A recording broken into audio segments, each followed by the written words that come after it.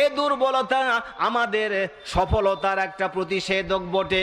ঈমান নিয়ে আমাদের টিকে থাকতে হবে। বিপদ আসবে, মুসিবত আসবে, বালা জুলুম আসবে, জেল হবে, ফাঁসির মঞ্চে আমাদের দাঁড় হওয়া লাগতে পারে, তবে সবরে জামিল ইখতিয়ার করে আমাদের দাঁড়িয়ে থাকতে হবে। আল্লাহ তাআলার পক্ষ থেকে সাহায্য আসবে।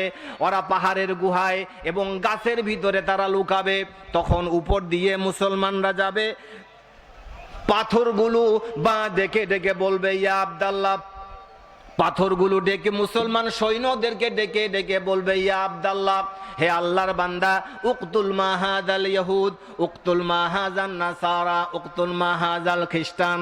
আমার পাথরের গুহার ভিতরে, গাছের ভিতরে, পাতার ভিতরে এই কাফেরেরা লুকায় আছে, ইহুদি লুকায় আছে, খ্রিস্টান লুকায় আছে।